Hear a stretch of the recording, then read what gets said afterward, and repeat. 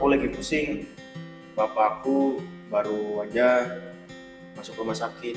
Kata dokter harus DP dulu baru bisa dapat kamar. Serius, Lang? Oh, kamu udah cerita dari kemarin? Emangnya butuh berapa? Butuhnya 2 juta, tapi bingung mau minjem sama siapa. Coba kamu tanya sama Asti. Siapa tahu dia mau minjemin. Pasti. Iya. Aku bisa minta tolong nggak? Bapakku masuk rumah sakit, tapi aku harus punya uang 2 juta dulu baru bisa DP kamar. Aku bisa pinjam sama kamu nggak? Oh ya Allah, Dri. Kamu baik-baik aja. Bapaknya kenapa? Kalau kata dokter harus opname, tapi buat dapat kamar itu harus sediain uang 2 juta. Aku bisa minjam sama kamu nggak? Oh ya udah deh, aku pinjemin dulu ya. Tapi kira-kira kapan ya kamu bisa balikin? Kira-kira tanggal 10 lah habis aku gajian. Pasti aku balikin. Oke, tapi benar tanggal 10 ya. Bener, aman. Oke, udah aku transfer aja ya. Oke, sip. Nih, udah aku transfer ya. Sip, Oke. makasih. Sama-sama.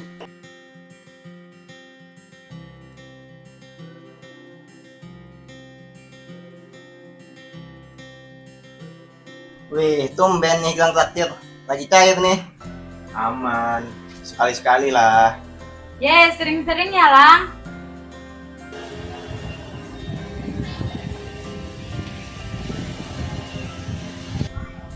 Wah, tau gak sih, Gilang kan kemarin pinjam uang ke aku.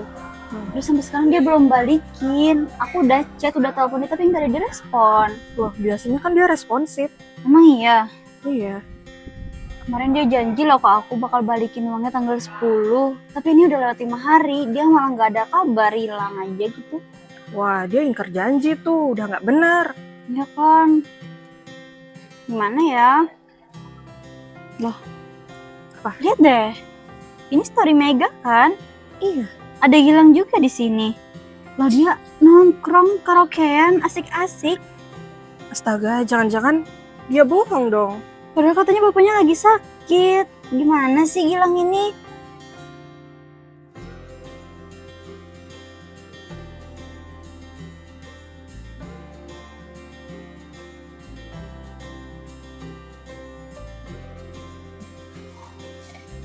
Gilang. Ah iya. Aku samperin aja kali ya.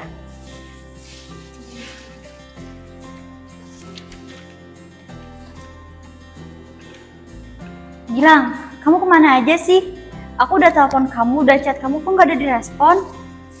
Ti, maaf, aku lagi banyak urusan sekarang, jadi nggak sempet bales kamu lah. Urusan apa? Kamu ada waktu buat nongkrong, buat karaokean, asik-asik, tapi nggak ada respon, nggak ada waktu buat ngerespon aku. Ya jangan langsung nuduh gitulah. Gilang, kamu bilang uang itu buat bapak kamu di rumah sakit. Tapi kemarin kami lihat kamu malah senang-senang. Kamu mikir nggak sih perasaan orang yang minjemin kamu uang itu? Ya tunggu dulu lah. Kalian jangan nuduh aku langsung gitu, seakan-akan aku kriminal gitu. Kamu bohong, Lang. Itu bukan masalah kecil. Aku bantu kamu karena aku percaya dengan alasan kamu yang pura-pura seakan-akan ayah kamu itu sakit. Ya udah, aku salah. Seandainya kalau aku ngomong jujur pun pasti kamu nggak akan minjemin aku uang itu. Ya jelas aku nggak mau. Siapa juga yang mau? Kamu butuh uang buat seneng-seneng doang. Ngapain bohong segala sih? Jujur aja, Lang. Kami semua tahu kok apa yang kamu lakukan. Itu uang orang lah. Kamu nggak bisa pakai sembarang gitu lah. Ya udah aku salah. Terus mau kalian sekarang apa? Seandainya kalau aku harus bayar sekarang pun aku masih belum bisa untuk bayar karena emang posisi aku lagi kepepet. Kamu kepepet karena kesalahan kamu sendiri. Kamu bohong. Pokoknya aku nggak mau tahu uang itu harus balik. Udah deh, jangan muter-muter. Udah cukup. Masalah ini nggak akan selesai kalau kayak gini terus. Daripada ujung-ujungnya kita ribut, mending kita cari jalan tengah aja. Iya, sebelum semuanya tambah runyam. Aku cuma mau dia tanggung jawab. Daripada makin ribut, gimana kalau kita mediasi aja? Biar ada kejelasan dan nggak ada miskom. Kalau memang harus mediasi ya aku ikut aja deh. Oke, Ulfa, kamu mau nggak jadi mediator? Kan di antara kita, kamu doang yang paling netral. Oke, tapi kalian harus komitmen. Di mediasi nanti semuanya harus disampaikan dengan jujur dan kepala dingin. Aku nggak mau ada yang emosi, apalagi saling serang. Setuju? Setuju. Oke. Kalau gitu kita mulai aja mediasinya ya. Oke, Asti, Gilang. Makasih ya udah mau ngobrol baik-baik. Tujuan kita di sini bukan buat nyari siapa yang salah, tapi kita cari jalan keluar biar sama-sama enak. Oke, Ulfa. Oke, makasih juga udah mau bantu aku. Sebelum mulai, aku mau jelasin aturan simpel aja. Pertama, kita bicara, nggak boleh saling potong. Kedua, nada suara dijaga biar nggak makin panas. Dan yang terakhir, semua yang disampaikan di sini nggak boleh keluar ke orang lain. Setuju? Setuju. Setuju. Oke, Asti. Coba ceritain pelan-pelan masalah ini dari awal. Jadi waktu itu Gilang nyamperin aku, dia bilang mau pinjam uang karena orang tuanya lagi sakit dan masuk rumah sakit. Karena aku pernah berada di posisi itu, aku pernah tahu gimana rasanya keluarga di rumah sakit, aku bantuin dia dong. Karena aku tahu gimana rasanya, jadi aku nggak pikir panjang saat itu, aku cuma fokus bantu. Terus setelah itu? Setelah aku transfer uang, Gilangnya janji bakal balikin uangnya tanggal 10 setelah dia gajian. Itu setelah 1 minggu habis dia pinjam uang ke aku. Tapi udah lewat dari tanggal 10, Gilangnya aku chat, aku telepon juga nggak ada respon.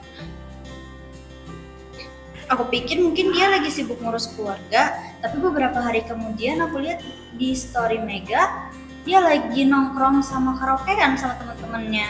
Kamu lihat sendiri? Iya, aku lihat sendiri. Dari situ makanya aku ngerasa dibohongi banget. Dan yang paling bikin kesel itu bukan uangnya sih, tapi bohongin tentang keluarga. Oke, Asti. Makasih ya udah mau cerita. Sekarang Gilang, kita dengerin dari sisi kamu ya.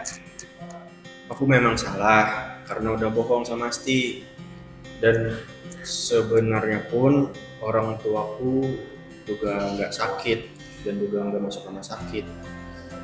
Ya jujur pada saat itu aku juga punya tekanan mental. Jadi aku takut kalau aku ngomong jujur Asti nggak bakal pinjamin aku uang itu. Gilang itu bukan alasan kecil loh. Nanti Asti sabar. Kita dengar dari Gilang dulu. Ya setelah bohong aku pun jadi makin takut. Makanya aku jadi malah lari-larian. Dan nongkrong itu pun cuma buat pelarian aku. Kamu tahu perbuatan kamu bikin Asti kecewa dan marah. Ya tahu dan aku nyesel banget. Kita gali sedikit ya Gilang. Aku mau tanya, waktu kamu minta uang itu kamu sebenarnya butuh buat apa? Jujur waktu itu aku punya tagihan yang cukup banyak dan pada saat itu ada teman aku buat ngajak aku nongkrong lah, dan aku bilang ya duluan, nanti aku nyusul gitu. Jadi kamu minjam buat kebutuhan pribadi dan hiburan? Ya Kamu tahu nggak setelah kamu bohong itu aku gimana? Aku sampai mikir apa aku salah nolong orang. ya maaf pasti aku tahu dan jujur aku nyesel.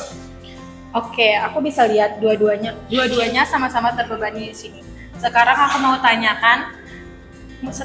mau tanya untuk memastikan, kamu ada niat balikan uang Asti nggak?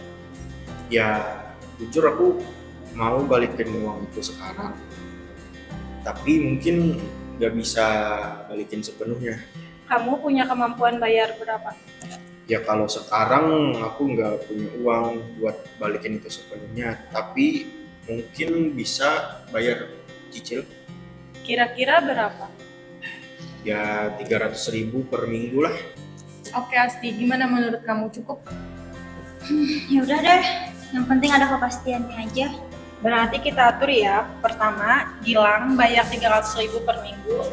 Kedua, pembayaran setiap hari Jumat. Dan yang terakhir, kalau ada kendala wajib kasih tahu Asti Wajib kasih kabar ke Asti H-1, bukan ngilang. Iya, itu penting. Jangan tiba-tiba ngilang lagi kayak kemarin. Ya, aku janji lah nggak bakal hilang lagi. Bagus, terus gimana dengan hubungan pertemanan kalian? Ada yang mau disampaikan sebelum kita tutup? Aku cuma kecewa aja, tapi ya udahlah. Selama kamu mau tanggung jawab sama kesalahan kamu, aku maafin. Ya, makasih Ci. Aku beneran minta maaf. Oke, kalau begitu aku nyatakan mediasi hari ini mencapai kesepakatan ya.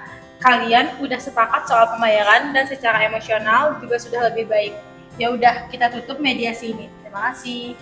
Makasih juga ya Ulfa. Bagaimana? Sudah selesai? Kalian baikan atau mungkin ribut? Kalian kelihatan lega. Berhasil ya? Iya, udah selesai kok. Kami juga udah ada di kesepakatan. Ya jadi aku bayarnya tiap minggu. Syukur deh, jadi drama sudah selesai. Tinggal kamu tepati janji lang. Iya pasti. One is the loneliest number that you'll ever do. Two can be as bad as one. It's the loneliest number since the number one.